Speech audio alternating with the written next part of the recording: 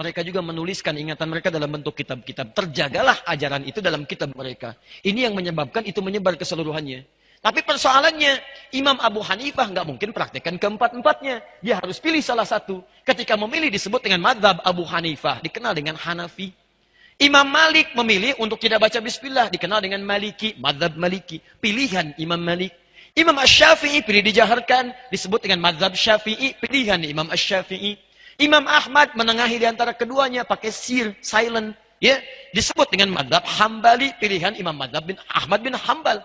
Di ketika disebutkan madhab bukan kelompok tapi pilihan para imam ini. Dan mereka tahu keseluruhannya cuma harus memilih mana yang dipraktikkan. Nah, persoalannya adalah ketika imam ini mengajar, disampaikan generasi setelahnya, sampaikan generasi setelahnya, generasi setelahnya sampai ke kita. Menyebarlah sekarang. Madhab Abu Hanifah ada di sekitaran Asia Selatan, India, Pakistan, sampai ke timur jauh di Cina. Kemudian Imam Malik sekarang dulu di Madinah. Kemudian menyebar setelah itu sampai ke Afrika Utara. Libya, Tunisia, Maroko, Aljazair. Ya, kemudian sampai dengan nyebrang sedikit Mediterania, Italia, Prancis, sampai ke Spanyol, itu Maliki. Syafi'i ada di kisaran Syam, Syria, sampai sebagian di Mesir, sampai Asia Tenggara. Kemudian Ahmad bin Hambal, Hambali, itu kisaran Teluk, terutama Saudi. Ya, di kerajaan Arab Saudi, madhabnya Hambali, bermadhab, Hambali madhabnya. Makanya jangan kaget ketika ke sana, bismillahnya disirkan. Ketika ke Syria, bismillah dijaharkan. Kenapa? Karena yang dipraktikkan, ini prinsip. Semuanya semanhaj dengan Nabi. Madhabnya boleh berbeda, tapi manhajnya sama bersumber dari Nabi. Pertanyaannya, orang Indonesia masuk kemana? Orang tua kita luar biasa. Semua negara ini dikunjungi. Ada yang belajar ke Pakistan, ada yang ke India. Ada yang belajar kemudian ke Libya, ke Mesir, Tunisia, Aljazair, Maroko. Ada yang belajar kemudian Syafi'i ke Syam. Ya, ke Syria, ada yang belajar sampai ke Saudi, ke Madinah, ke Ummul Qura, pulang-pulang ke Indonesia, dibawa semua khazanah itu. Yang jadi masalah kadang, mohon maaf, kadang tidak disampaikan secara sempurna. Yang disampaikan apa yang dibawa aja. Inilah sumber pertama gagal paham dalam persoalan ini.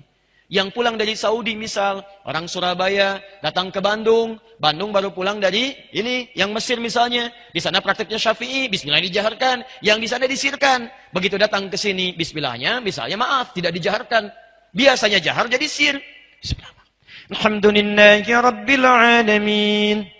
Bid'ah. Ini masalahnya.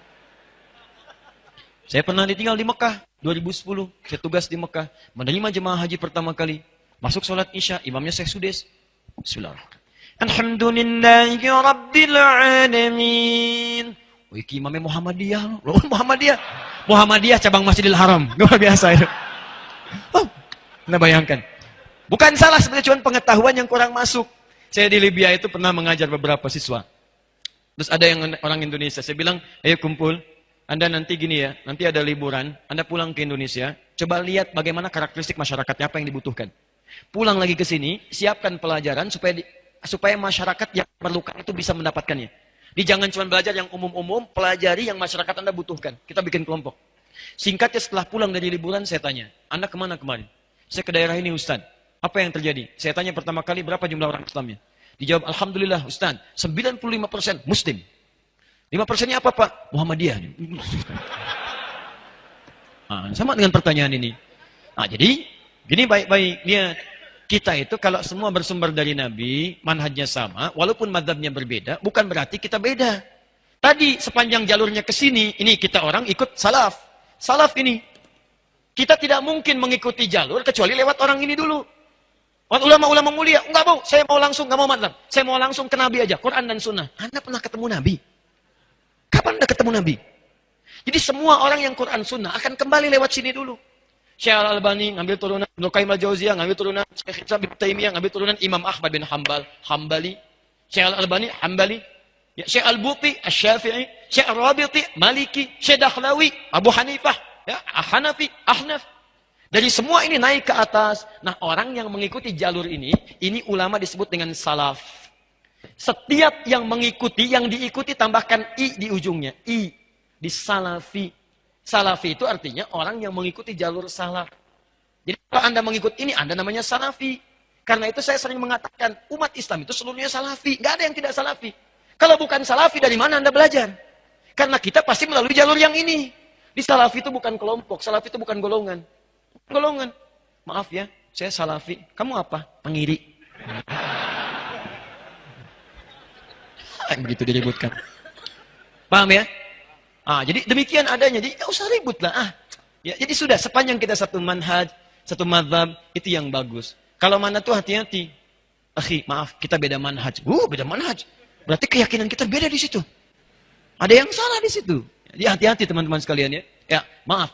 Manhaj kita sama. Mazhab boleh berbeda. Tapi jangan sampai perbedaan itu membuat kita tidak bisa minum teh bersama. Hati-hati. Hanya karena beda satu kunut, satu tidak salaman. Assalamualaikum. Besok aja. Besok aja. Luar biasa. Waalaikumsalam. Ya, jadi kalau sudah seperti itu enak. Nyaman. Akhi, Masya Allah. Syafi'i, Alhamdulillah. Antum apa? Hambali. Minum teh yuk. Ya, Masya Allah. Ayo silahkan. Baik. Gulanya bagaimana? Terlampau manis lah. Yang penting setia. Enak. Sudah ya? Sudah lewat ya jam 9.